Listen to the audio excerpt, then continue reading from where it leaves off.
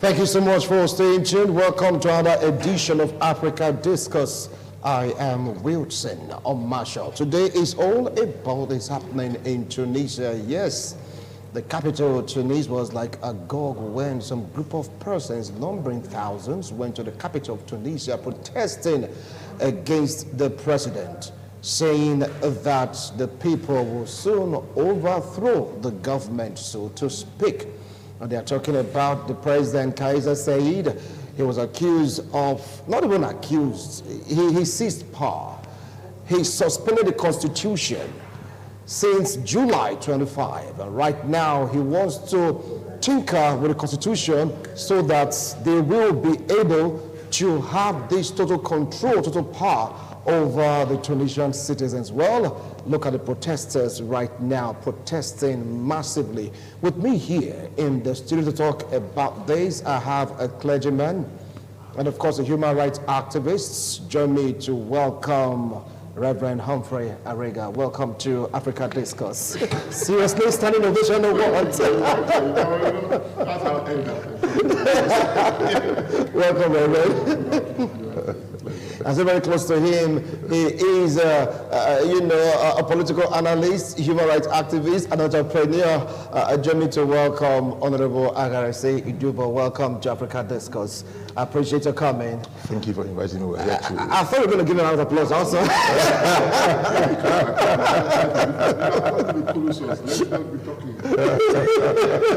Yeah, he's a colossus, really. Well, I say Titan. Titan everything.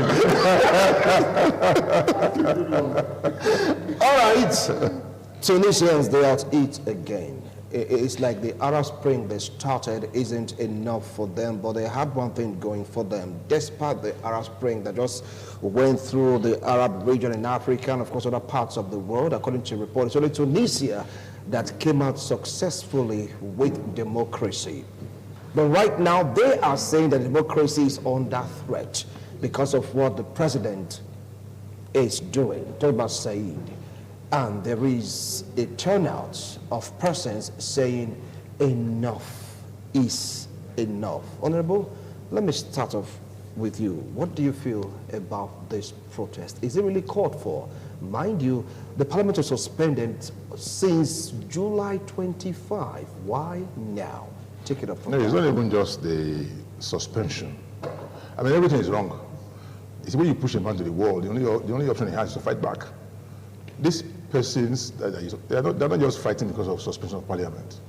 Over time, the economy has nosedived. Over time, everything has been wrong, politically, socially, culturally, economically, everything has been bad in Tunisia. And that actually brought to bear the protest. But the suspension of parliament added to the other things that have been making them to agitate. Again, in Africa, you find persons who, I think Africans are a special species of persons because you find leaders or rulers behaving as though they are emperors. I mean, how can a man just wake up because you are president to just suspend all known legislative organs and then you just think you can just on your own run the country? It just shows that they don't have respect for people. Otherwise, why would you just wake up and suspend everybody, sack prime minister, sack the legislature, almost sack the judiciary, and you have tinkered with the constitution because you think you're president? I think what is even going on is not even enough. I think they should even fight enough to either catch him and tear him in a manner that will suggest to other leaders that you don't do such things to human beings because it's crazy. One, in Tunisia, like you said, that is successful democracy, even though it wasn't successful because for 23 years, when the Ali man was there for 23 years, there was already a protest. Towards after 10 years of his stay, the remaining 13 years were just fighting. Yes, comparatively, yes, it's like one in a city where you have blind people, one-eyed man is said to be the king. So Tunisia was like better than many of the Arab Spring countries because they had a more stable democracy than many of the other ones. But having said that, I think what is happening there now is called for. It's called for because people should protest, and they're doing so with all the energies they have, even though they are being killed in their hundreds and thousands, but they're still coming out to suggest to people that, yes, we are hungry, and a hungry man is an angry man. And when you have no hope for tomorrow, the only option is you just want to die. And such people, you must fear them. People who don't have hope for tomorrow and they think they want to die, just fear them, because now they have reached a situation where they have said to everybody, now I want to die. All right, all right. Now they want to give up the ghost because of what is happening in Tunisia. Well, Reverend, when you heard the analysis talking about Tunisia after the Arab Spring having this stable democracy, you nodded in disagreement, so to speak, but you react to that. And of course, also, you take a look at the protest. They came out en masse in Tunis, but there was this blockade by armed policemen saying this is the level you can get to. And of course, the president isn't really paying attention to them because he is hell-bent on what he wants to do. Reform the constitution. According to him, he wants to make Tunisia stable. Well, I want to appreciate my elder's analysis. I feel myself to him. But I think two things are here which I normally look at. One is the fact that African society, especially, we are good at reacting. After the reaction, what happens? We have the Arab Spring that began from Tunisia and spread across. One would have thought that when that force came, there would have been a think tank of responsible individuals of looking at how they can now move forward with the country. We didn't hear anything. And you look at the African system, I've said it many times that Africans do not understand the word democracy because they came from the despotic monarchs origin. So they still have that, even those who they were supposed to have been elected democratically, still have that despotic modern system in their mind. They still think they are all in all. And that is something that we need to begin. You ask yourself the question, where is the education that the young people over the period have acquired to be able to make a change, which they are not doing? How will the president, what is the legal system? How does the laws operate? How can one man just wake up one morning and suspend the parliament? When the parliament, by democracy, is the one that is able to dismiss a president through impeachment. They represent the people, the voice of the people. And one man silence the voice of the people and nobody says anything. So you look at the people. So that's why people, and again, then you look at the military, you look at the armed forces, and you ask yourself the question, who are they responsible to? How can the whole of the armed forces be responsible to one man who is not paying your salary? The people with their taxes pays your salary. They say who pays the piper determines the tune, which means the people are supposed to be the one you're responsible to. And yet the military and the police will, for the sake of one man, demolish the people. And you ask yourself the question, what kind of mentality have they been brought up with? So a lot of things are wrong. And yet we think that everything is right. And then we keep blaming the Westerners or everybody. It is who you give yourself to that controls who you are. There is this element of greed, an element of power-hungry individuals in the African continent that believe that they own everything. It doesn't happen only in Tunisia. Look at what has been happening in Cameroon. One man. Look at what is happening in Egypt. After the Arab Spring issue, the one man who is there now is also almost a dictator. So we keep recycling. That I ask the question. Where we talked of issue of civil societies in these African countries. What exactly are the role of the civil society? They ought to be the conscience of the people who voice a lot of things. And I keep asking too, what is the position of the bar associations, the legal minds? Why have they not over the period look at the constitution and see the difference and see how they can be amended to give the people the kind of constitution they need to remove the power from one man? You look at America, for instance. As powerful as American president is, he has his boundaries. And if you accept the boundaries, he's gone. The people will rise up. But see, because we are so spontaneous in things, we are not methodical. See, if you fail to plan, you are planned to fail. Fail. You cannot react in the system that we are in, because the one man who has been loaded with power, he is telling you he wants to change the constitution. For who? Good question. For who? Over to you now, Honorable. Now from what you said, Africans tend to react. They are reactive. They are not spontaneous in their ways and, of course, their thinking patterns, so to speak. Hence, take a look at this people in Tunisia protesting massively. What do you think they should have done if not to react? Because right now, one man, according to Rem, which is very correct, is like running the show. No, we are never, we should be proactive, not reactive. You know, we should be proactive. All a period to think about how to run your country.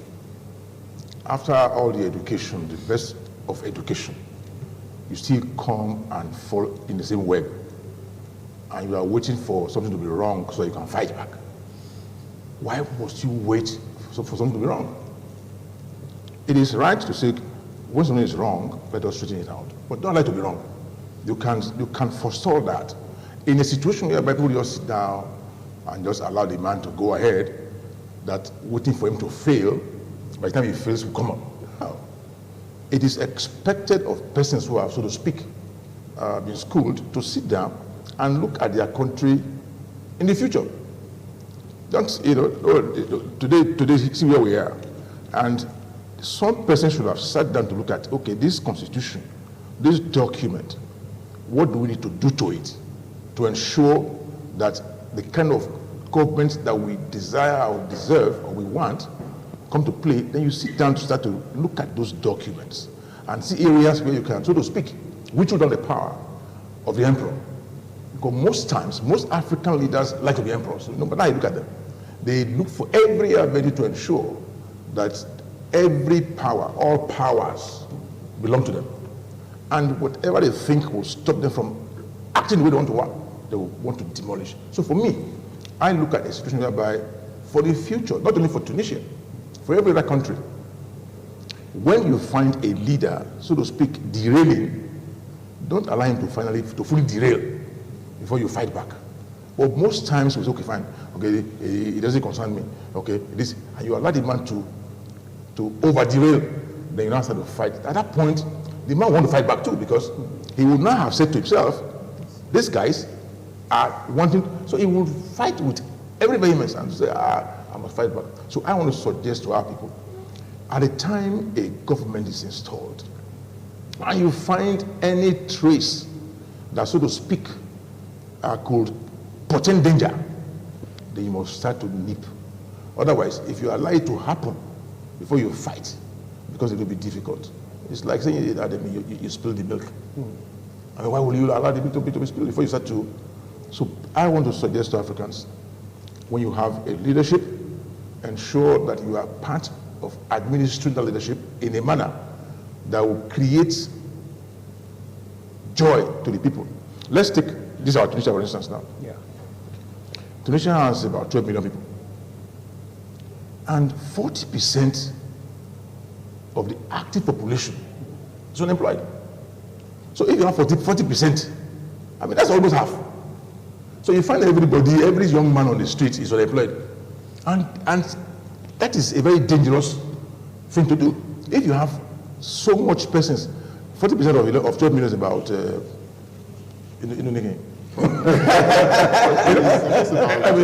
almost half. Yeah. That's almost half. So if you have that number of persons, yes, unemployed, and you have 26% of the women unemployed, but put together, unemployment rate rose from 14% to now 17%. Yeah. And for a country like that, when a young man wakes up in the morning, no, the only thing he thinks about is to unleash mayhem. And that is where they are now in Tunisia. The people are just to themselves, I know, now that we are here, economy is bad, there is no work, there is no food, you can't even buy food now. Here they are even do 010. Is it 101 or 010? And because even the 100 or 1010 is not even a quality food. They won't live, according to statistics, below the $1, whatever. I mean, it's 1.9, they're living below $1. Below $1. So you can imagine that today, let us go and die. And the greatest thing that can cause revolution is hunger. And they're already hungry. So the revolution will continue for as long as the hunger, subsist, because they must keep fighting to ensure that the economy is, put in the right perspective. But I won't say all of this. I look forward to a situation whereby we too don't go and fall into that kind of web in our country. All right, I will come back to you, Honorable. Now, if you take a look at the position of the president, it all began when the government, before his own government, they were accused of placing someone there that is not suitable for that position. We're talking about a sick president, an old president. According to a report, the brother of that president was using him to rule the country. They protested. Now, when they protested, they were chased out of power before Said came into it. From what Said said, he said, look, this parliament, there are remnants of the old order. For us to get it right, we have to expunge this parliament for us to set Tunisia on the right path. Was it wrong for doing this? You see, when you say the word wrong, democracy is not a one-man affair. A country is not the birthright of one person. The way you think doesn't make it a perfect thinking. That's why you need the wisdom of a lot of persons. The issue is not for you to expunge the Constitution. It's for you to take it to the people. And let's debate it. If you say a parliament is from the old remnant, how new is he?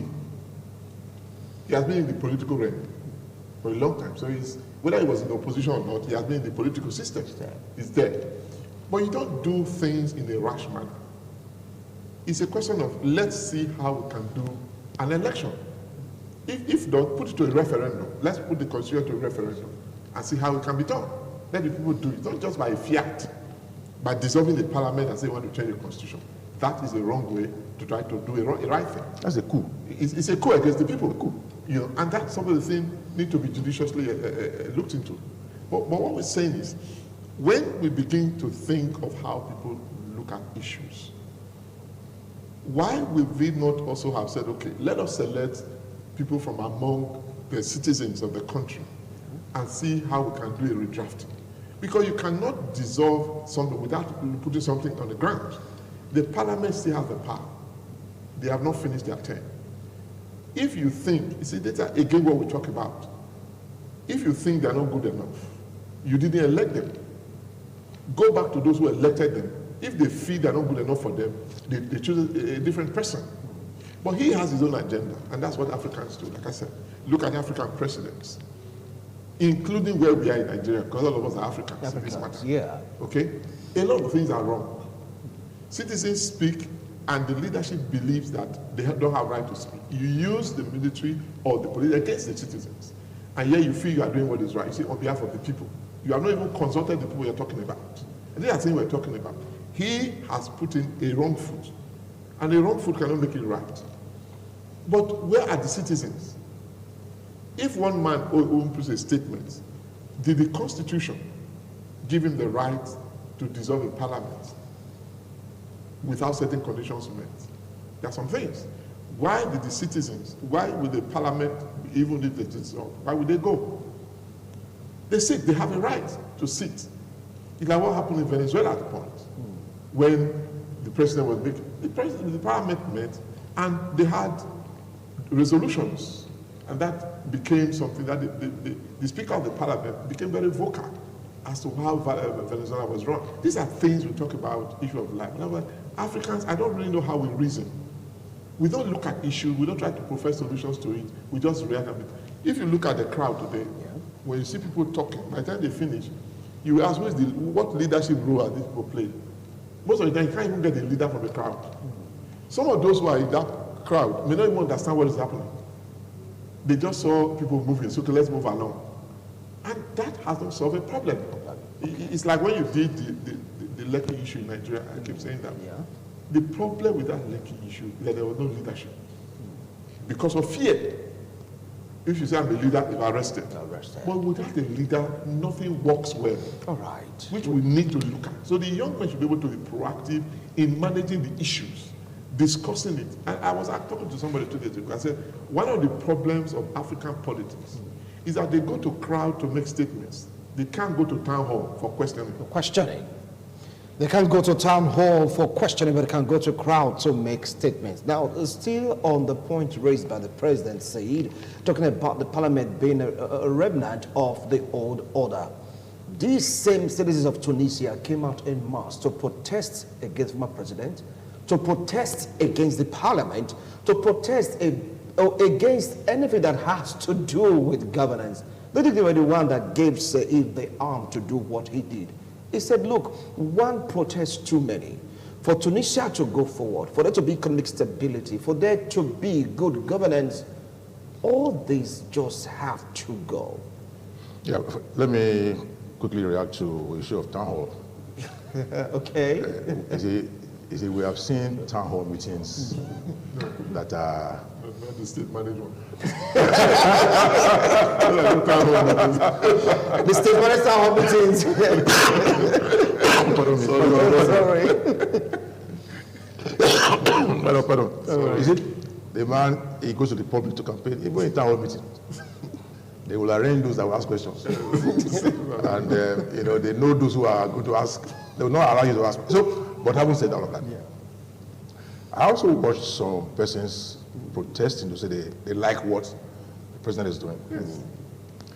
But that's not even my own take. I agree with my brother. If it was a military government, yes. If it was a military government, oh yes. A military government has no, so to speak, no scruples. They just come and wipe everybody over. Yeah, fine. But not a military government. I mean, you were elected. And to that extent, I think it is wrong for you to just wake up and drive away. Okay, let's even take example of Nigeria, for instance, where you have a governor, your tenure is over. Then you see that the assembly is still going on. Maybe the assembly's tenure will be 1 year after your tenure. So are you now saying if the governor comes, they will now wipe the remaining 1 year of the... They will now wipe the... That's everything. Oh, you do? You are part of... You are part of all the... And we just wipe all the... And they just go on. I mean, this for me is a totally unacceptable mode of operation. How, again, can you now think that you can just wake up again and go to the judiciary and say you can sack any judge the way you like? With this total disregard to the mode of appointment or whatever. So I think in our own concept, whichever way we like to look at this, when people do things which are not right, the only one way forward is to right it. And in writing what is wrong, well, let me say, if 2,000 people are protesting, 3,000 people are protesting, that's not a mass protest. That's not a mass protest, right? For a 12 million population. That's not a mass protest. That kind of protest, it should be more than that. The issue of leadership, when there is a protest, most times, like he said, most times, some protesters don't even understand the issues. They just join. Some join out of ignorance. Some join to unleash mayhem on innocent people. Some join to cover, as a cover for a wrong activity. But I agree, yes, they will look for you, I want to kill, but it is good to have a leadership. So that at the end of the day, there can be a commander who people believe in. That is to say that everyone protesting understands why we are protesting. Because if we are three here, and I want to lead a protest, and he joins me, and you join, and you don't know why he's joining me. You just say because there's a protest. It's like in Lagos, for instance. I don't know if you ever lived in Ajegunle. In Ajegunle, in the evening, you see people you're running. Nobody's pursuing them. So they just join and wonder why are they running. They start to run too. But no, you're not understanding why they're running. Because somebody is running, and you just join. You're not even taking time to look at why is he running. Are you not going to run into the danger? So I want to believe that a struggle with this leadership, if it's a struggle that can achieve results. Yes, they will run after the leader. Yes, that's true. I like the sheep style. The sheep style. When you kill the one in front, others have to follow. They'll continue. But the goat style, you kill one, everyone else everybody run away. So, and that is why people don't want to, offer leadership. But if you think, at times you can die for a cause that you believe in. And if you believe that after dying, it will continue. But when you die and the cause, so to speak, is botched, then it's not necessary, it's not worth it. But if it's a struggle, all of us believe in the struggle. If you kill the leader, they keep on. But in Nigeria, why people don't want to show or offer leadership is that when you kill the leader, the followers will just mind their business. They'll run away. And again, sir, as old as I am, I have a mother. If I lead a protest now, she'll come home and shed. Because you're the only one I have. She will not understand that I have grandchildren who should also lead protests. So until all of us understand that allow our children to lead protests, let them go and lead. It's a way to show to ourselves that somebody must do something for somebody to continue to live. So we must look at that. Not all of us being afraid of who will die and who will leave. If you just join us, this is Africa Discourse. We're taking a look at the Tunisia protest. There's one protest too many, but this one happened yesterday and it's still ongoing right now. They're protesting against the president, Kais Saied, because he's been accused of becoming autocratic. He's accused of turning democracy into, how will I put it now, a one-man's business, in the sense that he suspended the people's voices in government, talking about the parliament, and of course a judiciary also telling them to please for now, just hold on, let me do what I need to do to put Tunisia right. And they are protesting about it. We'll return after this break. We'll take a look at the set of persons or political parties that are responsible for the protests. Then we're going to draw an analogy to see if these said persons are doing it for Tunisians or they're doing it for the opposition, or better still, are they doing it for religious inclination? Don't go away, we'll be right back.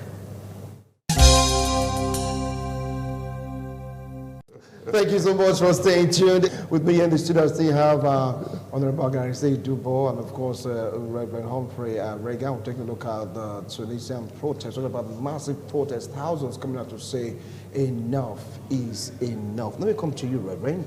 Take a look at the personalities behind the protest. They have this religious inclination, and very few citizens from Tunisia, though they are both thousands, so to speak. But it's not all Tunisian citizens that are in tune with the process. What do you think about this? What do you think is a signal that's been emanated from this particular protest that is going on right now in Tunisia? First of all, let me say very clearly that everybody cannot be on the same page. No. There are people who understand. There are people who don't even care. There are people who have no understanding of things. And that's why sometimes leadership of sets and groups take advantage of the ignorance of persons and try to use them for their own cause. I've never believed that a nation should be divided along religious or lines. We should be divided by issue of ideas that should be helpful to the entire people. Because God placed everybody there in the same people to give each and every one of us working together a better life. When people talk about protests, yes, people have to look at issues. People have to look at things. Somebody must arise from somewhere. But when you're arising from somewhere, don't allow your individual inclinations or feelings to override the public sentiment. Because sometimes we do protest by emotions. By emotion? Yes, we don't like this person. You try to generate a lot of things around that. Not even factual. Sometimes it's sensational. And that's why you find that it's like what Putin is doing in Ukraine. He's telling you he's trying to wipe out those that fought against the Russian, USS Arrow Empire. Yeah, USS Arrow Nation. Yes. You try to, and looking at this as Westerners against them. That's not a factual issue. But that sells for the people he represents. And that's the problem. That's why problems are not easily solved. Because at the end of the day, when some other people begin to decipher issues and they see that it's not correct, there's dissension.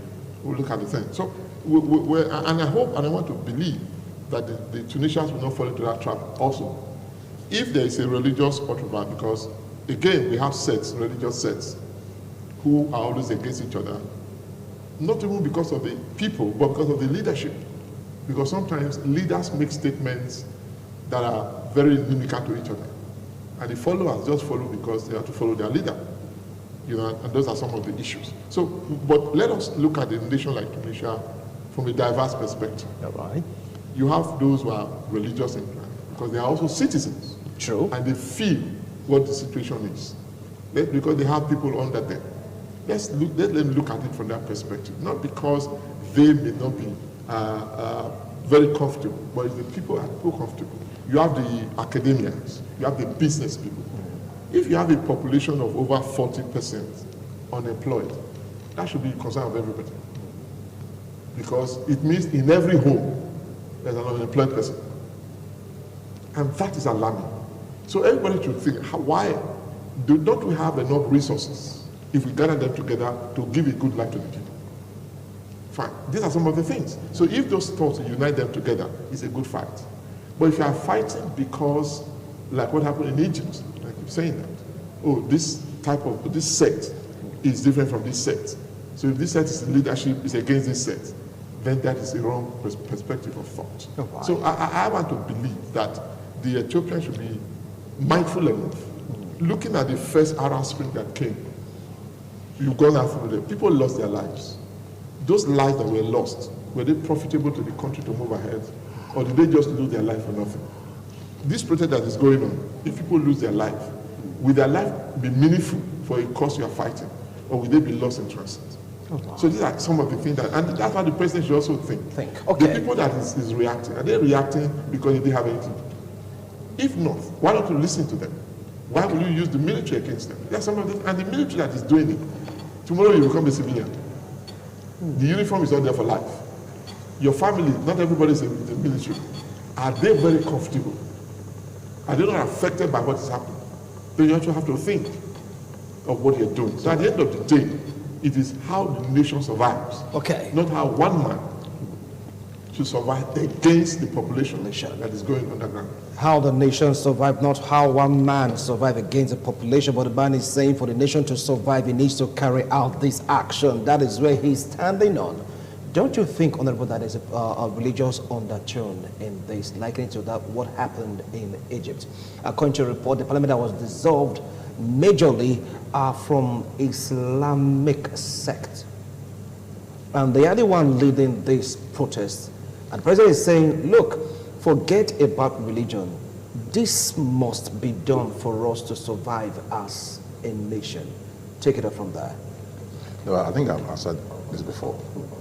This whole matter is not a question of saying whether you are ascribing it to religion or to ethnicity or to whatever. I think the very basic thing is the people are angry.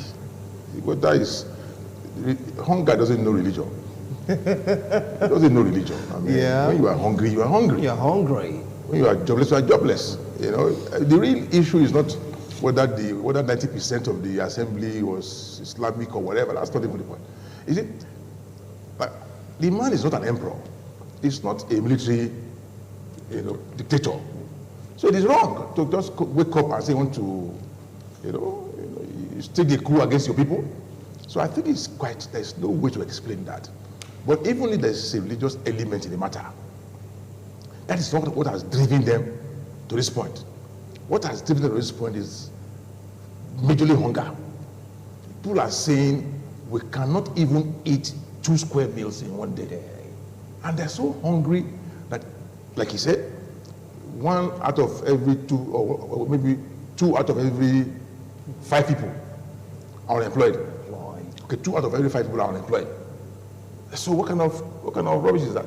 So when you have that kind of situation facing you, whether religion or whatever comes into it, but those ones are ancillary. Those ones are just part of, just adding to the matter. But very basically, the president should not see it as a religious whatever, but I think he should understand that these protesters are protesting for reasons he already knows. He knows that. He understands why they're protesting. Nobody should even ascribe to religion. I said this to my brother. If 2,000 persons wake up in the morning and go and stand in one place to protest, it is right to listen to them. Even if they are 10. If you use the military, like he was saying, that military, yes, they are part of the society. They understand, but they owe allegiance to the commander-in-chief, who gives instructions, whether the instructions are legitimate or not. They go on. I've seen soldiers who carry out instructions out of pain, not because they believe, but because they needed to do that. And they come to say to us, they say, look, at times they even encourage mutiny, from the rear. They will turn the other. So for me, it's important for a leadership to understand the people. If you kill everybody, for instance, who will you now be head of state over? Because they're killing people. Every protester is being harassed. They will kill them. True. So many persons have been killed over this protest, and which are legitimate protests. They are protesting one. You cannot start judiciary. You kill them. They are protesting. You cannot wake up and say we should die of hunger. You are killing them. They are protesting that we cannot wake up and the sacral legislature. You are killing them.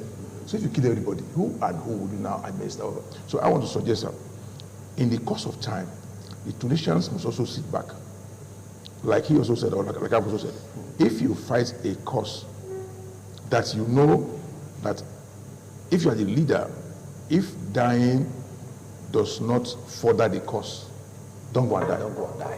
Don't go and die. All right. So you must be sure that in dying, the cause is furthered. And somebody is ready to say, okay, fine. This cause for which this man has died, we must continue. Okay, now take a look at the crowd, brethren. It is not that much. We talk about the population of Tunisia, talk about thousands here, not up to half of the population of Tunisia, not even up to 1/4 or 2/3 of the population. Do you see more people coming out to join this protest? Don't forget that this is how the Arab Spring started. From a little crowd, more started coming out, and it became a kind of having this domino effect, and having the impact on Arab nations across the globe. Well, two things. You have to also understand that people have their own interests. It depends on who is projecting the protest. Yeah. You might also be seeing that in one area there will be people protesting for the president. True. It's there. But then you have to also understand that some of those who are also protesting, some of them, like I said, they have nothing to do. They are not know what they are doing. And people will say, well, because you don't have a job. Those who have jobs, those who have things to do, are the other side. So it's this kind of thing that until and unless everybody look at, if I have and you don't have, I should have a pain. You say, why will you not have? Then let's see how you can have. Then we can be thinking of our brotherly lives, which we ought to be. Like I also said earlier, if the president feels that the parliament or whatever it is now does not give the opportunity to do what needs to be done, it is not a one-man affair. It is also how many legislations have been brought to parliament to better the lot of the people and it was rejected. If you do that, and you cannot say to the people, look, these are the things that I'm trying to do. Like what America, these are some of the things that we want like America, not because they are too good. But here it is. The president will always have a radio, a television broadcast to the people. If he's going to present a bill to the House, he broadcasts it to the people. True. And said, members of the parliament, go back to your constituencies, ask your representative, this matter, this is what I want to do for the society, for all of you. Then you are holding everybody accountable. But if you don't do that, and you just wake up, and you feel in your own mind that this is what shouldn't be wrong, that is not something that should be encouraged. So, if the protesters too, you have to also ask yourself, how many of them have sat down to even look at analysis and propose solutions? If you say, okay, this man is not ruling well, for the period they are ruling, how many times have you written to the parliament to say, these are grievances that I think we see, or to the president and say, do a protest letter, so we are not too satisfied with what you are doing. We expect you to do this, to do this, to do this. Have they done that? Because most of the time, we are also seeing situations, we just keep quiet. we are waiting for the person to fail. Then we can ask people, we are coming out because they have failed. What have you contributed to make the failure not possible? Not possible. Because you are affected by the things that happen in your country. So you should be proactive. That's why I said both the civil society, this kind of protest should be led by civil society and by the legal minds. After they have exhausted all that is needed to be done, they can now lead the people. Not one man rising up. I'm not too favorable to religious leaders. Because right now, that's what is happening. Majority of the protesters, so to speak, according to a report that from that particular political party that has its religious inclination. And that's what the president is talking about. Yes, you see, but the point is here, opposition is always making the executive on his toes. But when opposition becomes always opposition without any contribution, meaningful contribution to the running of government, his purpose is defeated. All right. They want to be in power, fine. But let us see how because most of the time when opposition comes to power, they do worse. That is where we are coming to next. Honorable, that's the question I want to push to you right now. These are members of the opposition to the ruling party. They are leading others to protest. Are they doing it for the interest of Tunisians, or they are doing it to wrestle power from the present administration in Tunisia? Yeah, wrestling power is important. It's important. That could rub in and say for people's interest. Yes. I mean, if they can send this guy packing, why not? But again, if the opposition is tailored towards one direction, but they are opposed to a bad government. I mean, the government is already said to be bad. Whether it's now a religious group opposing the bad government, if they succeed in ruling the government, it will also benefit the other group of people. But I will say all of this. A protest should be an all-embracing protest, where everybody understands the reason for protest. We have always said this. Some persons don't understand why they should protest. Like he said, some persons are also, there's also a pro-government agitator somewhere. Yeah. Some are anti-government somewhere. And the pro-government can also be organized in a manner. I mean, we are politicians. I can sit down. If I see that Wilson is against me, he's fighting me from ITV, I'll go and use AIT. I'll go and use AIT to fight back. That does not mean that AIT believes that I'm doing well. Wow. But at the end of the day, it's important for us to understand these protesters, they are protesting. The president should not tie it to religious inclination or whatever. Yeah. But how he should understand, yes, they are protesting, yes, they are protesting against those issues that have been canvassed by the many people. I agree with my brother. I don't like reaction. I like you to act instead of always reacting. Some people are always reacting. All they own is to be reacting. When the man did not do anything, did you protest that this person did anything? Did you support him? I mean, it's scriptural. It's scriptural that we should pray for leaders. It's scriptural. If you pray for him, and the man refused to pray for himself, pray for himself. All right. And at the end of the day, it becomes a little bit difficult. But that was always. I think if a leader is not doing well, let it be said that you raised an objection. And it will be said when you now protest, the man has been trying to do this, but the man, not listening. All right. But if you don't come up with a thing for you to hold the man to, then it would be wrong to go and start fighting him. Because you cannot hold his ass. I spoke to him, he refused. All right. Thank you so much, gentlemen. As you can see, our time is up. We have 1 minute each to advise politicians, advise electorate in Nigeria, in Africa, drawing an example from what is happening in Tunisia. Reverend, 1 minute. I will speak to both the president and the people. Let the president listen to the concerns of his citizens. That is what he was elected to do. But let the citizens also know that leadership is not an easy thing, and that the protest should not degenerate to the point of losing lives that cannot be replaced. So that at the end of the day, it is the country that benefits, not necessarily the individual. The president should be the one to give more ears to the people he's leading. Let him not be so myopic in thought. Let him be broad-minded. That's why he's the president. Thank you. Thank you so much, Reverend. Yes, I've always told people, when you protest, but this one is peaceful now. Yeah, it's peaceful right now. It's peaceful, yes. But in the days to come, it can become violent. Violent. So now that it's peaceful, I think the head of state should try not to allow it to become violent. And I always advise against a violent protest, because when you destroy anything that has to do with government, the president will not use his money to do it. He will use the state funds to do it. And who loses? Everybody. So when you destroy facilities of government, of state, it is still your money.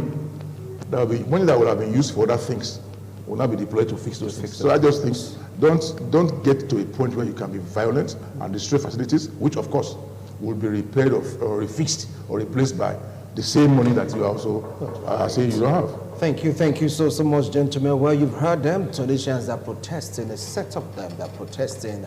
People like saying that more might eventually join the protest. Others are saying no, it doesn't have good intention when we talk about the protest. But think about it. How can one man scrap parliament?